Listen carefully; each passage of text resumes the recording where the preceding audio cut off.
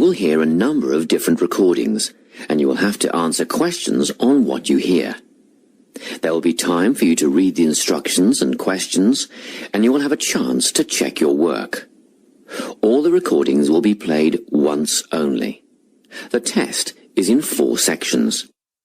At the end of the test, you will be given 10 minutes to transfer your answers to an answer sheet. Now turn to Section 1. Section 1. You will hear a conversation between a clerk at the inquiries desk of a transport company and a man who is asking for travel information. First, you have some time to look at questions 1 to 5.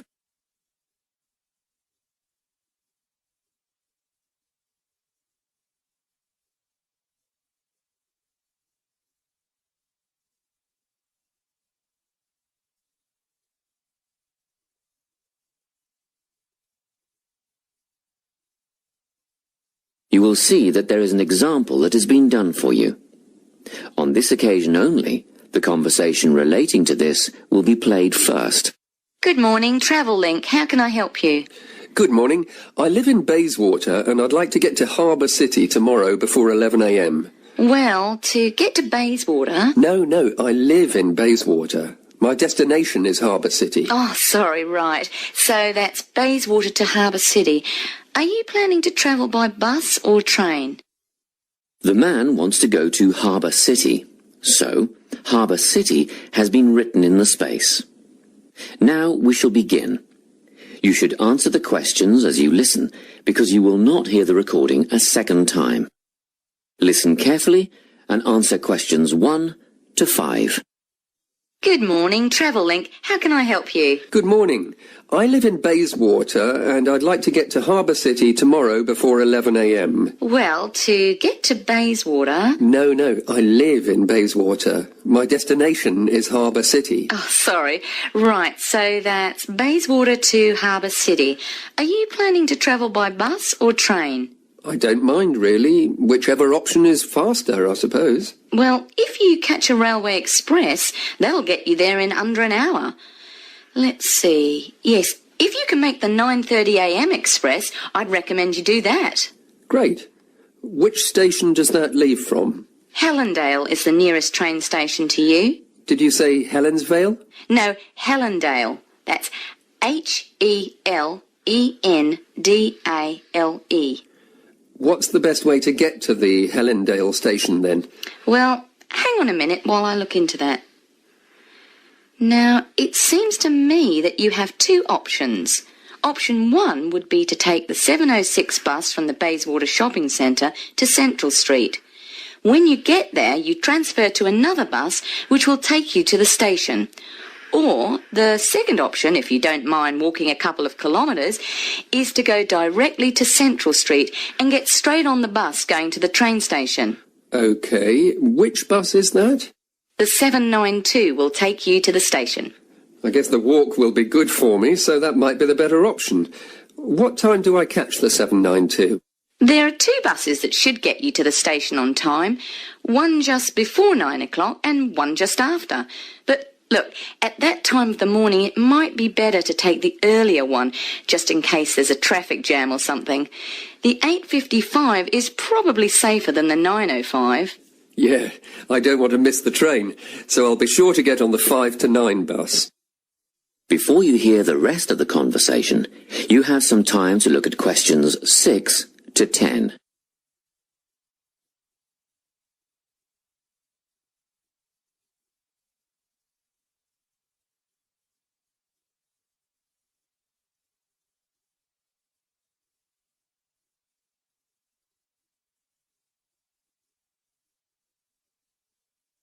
Now listen and answer questions 6 to 10. By the way, how much will I have to pay in fares? Well, you can get a ticket on the bus for $1.80 cash, and you'll need $10 each way for the train. Wait, do you have a Travel Link card? No, but I can get one before tomorrow. OK, well, that'll make it considerably cheaper then. The bus will cost $1.50 each way, and the train will be... The train to Harbour City will... still cost $10 because you'll be travelling during peak hours in the morning, so no savings there, I'm afraid. However, if you could come back at an off-peak time... What does that mean? Well, if you could start your return journey before 5 p.m. or later than 7:30 in the evening... Actually, I wasn't planning on coming back till at least 8 o'clock anyway. Oh, in that case, you can make quite a saving if you use your Travellink card. You did say you were planning to purchase one, didn't you? Yes, I'll pick one up later today. Good. That would mean your return train journey would only cost you $7.15 with your card. Thank you. Is there anything else I can help you with? Actually, there is. Do you know if I can use the Travellink card on ferries? If you're thinking of the Harbour City ferries that go back and forth between the North and South Bank, those are the commuter ferries, then yes. A one-way trip costs $4.50, but with your card you'd make a 20% saving and only pay $3.55. So $3.55 for the commuter ferry. What about the tour boats? You mean the tourist ferries that go upriver on sightseeing tours? No, they only take cash or credit card. They're not part of the Travellink company. Oh, I see. I don't suppose you know the cost of a tour? In actual fact, I do, because I took a friend on the trip upriver just last week. We decided on the afternoon tour, and that was $35 each, but I understand that you can do the whole day for $65. Thank you. You've been a great help. My pleasure. Enjoy your day out. That is the end of section 1. You now have half a minute to check your answers.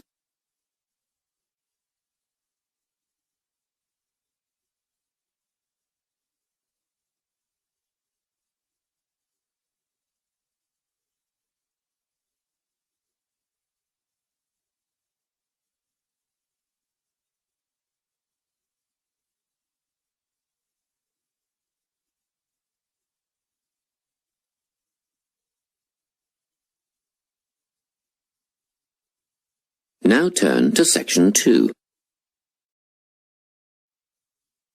Section 2. You will hear a guidance counsellor talking to a group of students. First, you have some time to look at questions 11 to 14.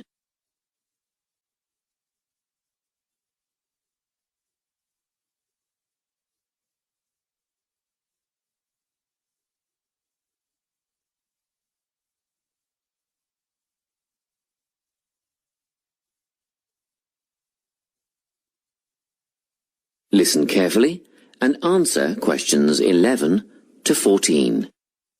Hello everyone. I'm the Counselling Administrator here at St Ives College, and I've been asked to come and talk to you about our counselling team and the services that we offer. We have 3 professional counsellors here at St Ives, Louise Bagshaw, Tony Denby and Naomi Flynn. They each hold daily one-on-one sessions with students, but which counsellor you see will depend on a number of factors. If you've never used a counsellor before, then you should make an appointment with Naomi Flynn. Naomi specialises in seeing new students and offers a preliminary session where she will talk to you about what you can expect from counselling, followed by some simple questions about what you would like to discuss.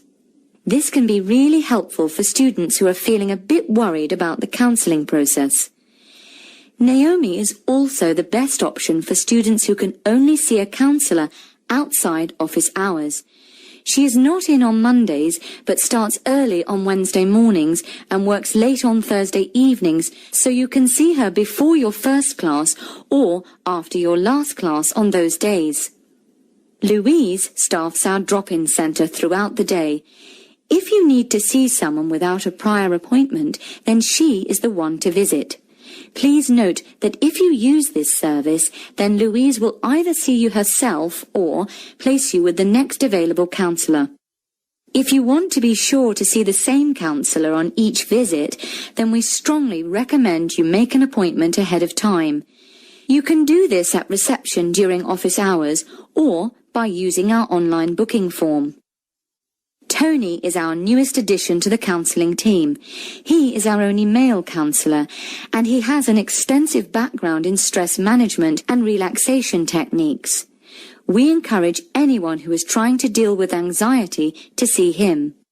Tony will introduce you to a full range of techniques to help you cope with this problem, such as body awareness, time management, and positive reinforcement. Before you hear the rest of the talk, you have some time to look at questions 15 to 20.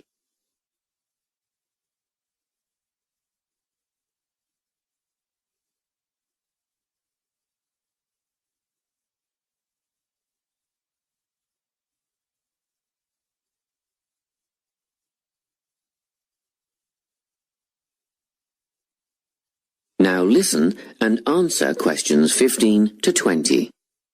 Each semester, the counselling team runs a number of small group workshops. These last for 2 hours and are free to all enrolled students. Our first workshop is called Adjusting. We've found that tertiary education can come as a big shock for some people. After the structured learning environment of school, it is easy to feel lost. In this workshop, we will introduce you to what is necessary for academic success. As you might expect, we're targeting first-year students with this offering. Getting organised follows on from the first workshop. Here, we're going to help you break the habit of putting things off, get the most out of your time, and discover the right balance between academic and recreational activities. With Getting Organised, we're catering to a broader crowd, which includes all undergraduates and postgraduates. Next up is a workshop called Communicating. The way people interact here may be quite different to what you're used to, especially if you've come from abroad.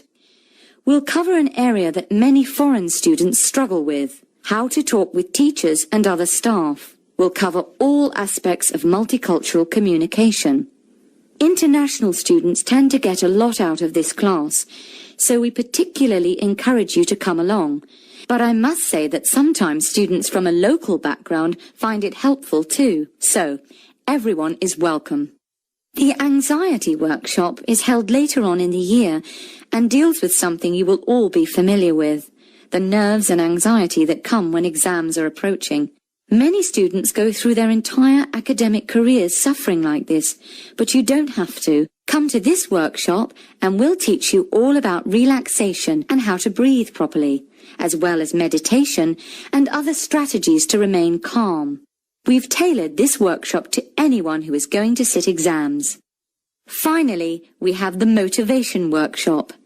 The big topic here is how to stay on target and motivated during long-term research projects. This workshop is strictly for research students, as less advanced students already have several workshops catering to their needs. Well, that's it. Thanks for your time. If you have any questions or want more information about our services, do come and see us at the counselling service. That is the end of section 2. You now have half a minute to check your answers.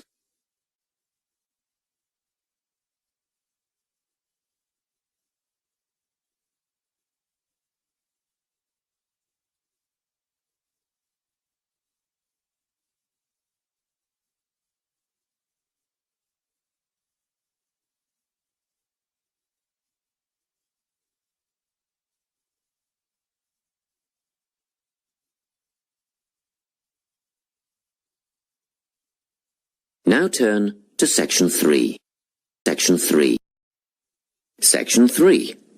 You will hear a conversation between a tutor and 2 students who are preparing for an English literature test.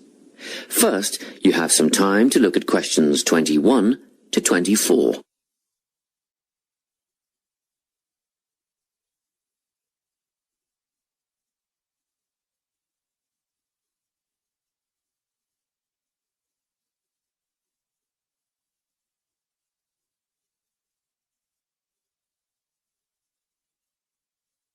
Listen carefully and answer questions 21 to 24. Hello, Lorna, Ian. Glad you could make it.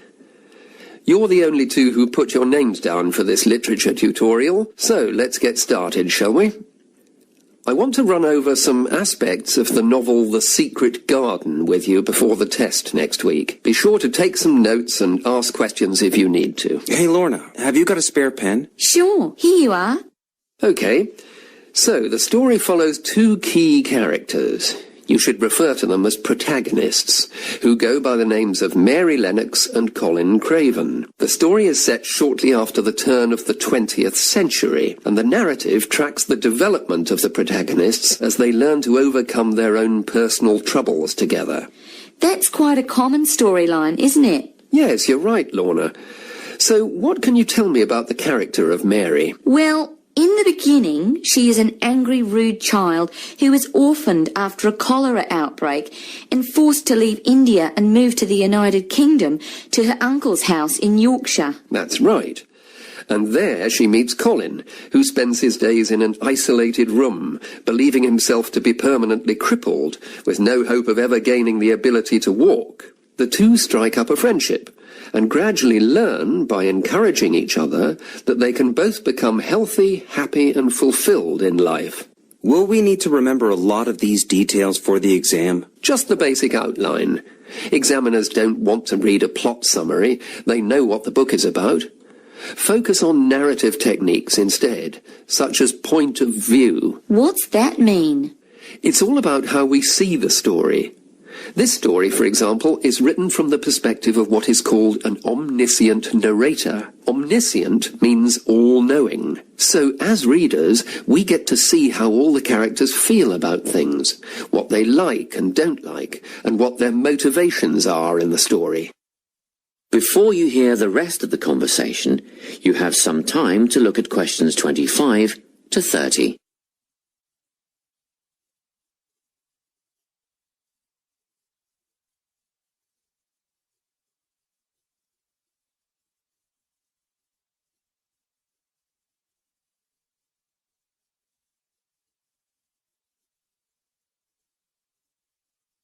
Now listen and answer questions 25 to 30. Won't it be hard to write a technical analysis? After all, it's a kid's book. Well, it was initially pitched at adults, you know. But over the years it has become seen as a more youth-orientated work. And you're right in a sense. The simple vocabulary and absence of foreshadowing make the story very easy to follow and ideally suited for children. But that doesn't mean there isn't much to analyse. Look at the symbolism, for instance. Symbols are things, right? Material things like objects that stand for abstract ideas. Absolutely, yes. And the author uses many of them. There's the robin redbreast, for example, which symbolises the wise and gentle nature that Mary will soon adopt. Note that the robin is described as not at all like the birds in India. Roses are used as well, as a personal symbol for Mistress Craven. You'll see they're always mentioned alongside her name, and Mistress Craven's portrait can also be interpreted as a symbol of her spirit. Are symbols just another name for motifs? No, motifs are a bit different. They don't have as direct a connection with something the way that a symbol does. Motifs are simply recurring elements of the story that support the mood. Are there any in this novel? Yes, two very important ones. The Garden of Eden is a motif. It comes up a few times in connection with the garden of the story. And then you've got the role that secrets play in the story.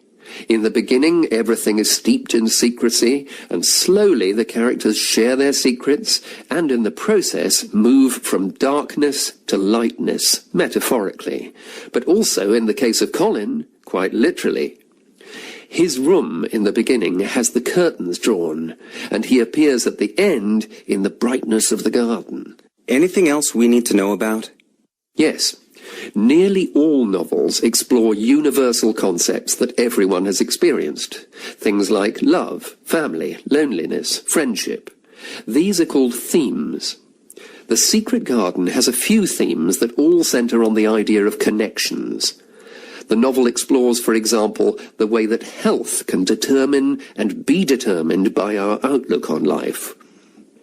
As Colin's health improves, so too do his perceptions of his strength and possibility. the author also examines the link between our environment and our physical and emotional prosperity. The dark, cramped rooms of the manor house stifle the development of our protagonists. The garden and natural environments allow them to blossom, just as the flowers do. Finally, this book looks at connections between individuals, namely Mary and Colin. This necessity of human companionship is the novel's most significant theme, because none of their development as individuals would have occurred without their knowing each other. Well, that about sums it up, I think. That's a great help, thanks. Yes, thanks very much. That is the end of section 3. You now have half a minute to check your answers.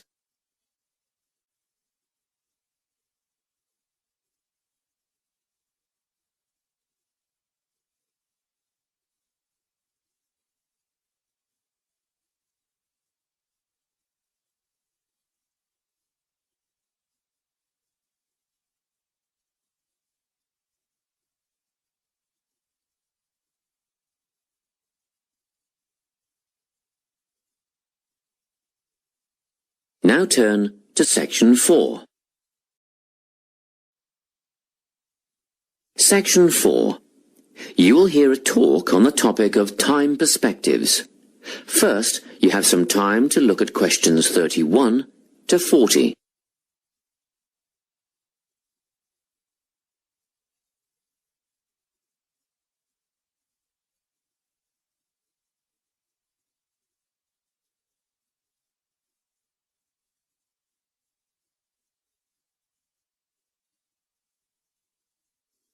Listen carefully and answer questions 31 to 40. Today, I'm going to be talking about time. Specifically, I'll be looking at how people think about time and how these time perspectives structure our lives. According to social psychologists, there are 6 ways of thinking about time, which are called personal time zones. The first 2 are based in the past. Past positive thinkers spend most of their time in a state of nostalgia, fondly remembering moments such as birthdays, marriages, and important achievements in their life. These are the kinds of people who keep family records, books, and photo albums. People living in the past negative time zone are also absorbed by earlier times, but they focus on all the bad things, regrets, failures, poor decisions. They spend a lot of time thinking about how life could have been. Then, we have people who live in the present. Present hedonists are driven by pleasure and immediate sensation. Their life motto is to have a good time and avoid pain. Present fatalists live in the moment too, but they believe this moment is the product of circumstances entirely beyond their control. It's their fate, whether it's poverty, religion, or society itself. Something stops these people from believing they can play a role in changing their outcomes in life. Life simply is, and that's that. Looking at the future time zone, we can see that people classified as future active are the planners and go-getters. They work rather than play and resist temptation. Decisions are made based on potential consequences, not on the experience itself. A second future-orientated perspective, future fatalistic, is driven by the certainty of life after death and some kind of a judgment day when they will be assessed on how virtuously they have lived and what success they have had in their lives. Okay, let's move on. You might ask, how do these time zones affect our lives? Well, let's start at the beginning. Everyone is brought into this world as a present hedonist. No exceptions. Our initial needs and demands, to be warm, secure, fed, and watered, all stem from the present moment. But things change when we enter formal education. We're taught to stop existing in the moment and to begin thinking about future outcomes. But did you know that every 9 seconds a child in the USA drops out of school? For boys, the rate is much higher than for girls. We could easily say, well, boys just aren't as bright as girls. But the evidence doesn't support this. A recent study states that boys in America, by the age of 21, have spent 10,000 hours playing video games, The research suggests that they'll never fit in the traditional classroom, because these boys require a situation where they have the ability to manage their own learning environment. Now, let's look at the way we do prevention education. All prevention education is aimed at a future time zone. We say, don't smoke or you'll get cancer. Get good grades or you won't get a good job. But with present-orientated kids, that just doesn't work. Although they understand the potentially negative consequences of their actions, they persist with the behavior because they're not living for the future. They're in the moment right now. We can't use logic, and it's no use reminding them of potential fallout from their decisions or previous errors of judgment. We've got to get in their minds just as they're about to make a choice. Time perspectives make a big difference in how we value and use our time. When Americans are asked how busy they are, the vast majority report being busier than ever before. They admit to sacrificing their relationships, personal time, and a good night's sleep for their success. 20 years ago, 60% of Americans had sit-down dinners with their families, and now only 20% do. But when they're asked what they would do with an 8-day week, they say, oh, that'd be great. They would spend that time laboring away to achieve more. They're constantly trying to get ahead, to get toward a future point of happiness. So, it's really important to be aware of how other people think about time. We tend to think, oh, that person's really irresponsible, or that guy's power hungry. But often, what we're looking at is not fundamental differences of personality, but really just different ways of thinking about time. Seeing these conflicts as differences in time perspective, rather than distinctions of character, can facilitate more effective cooperation between people and get the most out of each person's individual strengths. That is the end of section 4.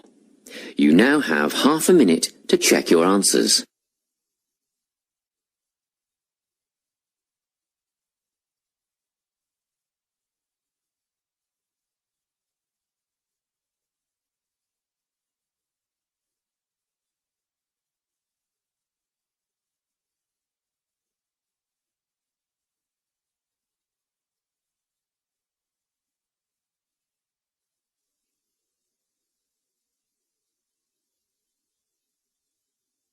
That is the end of the listening test.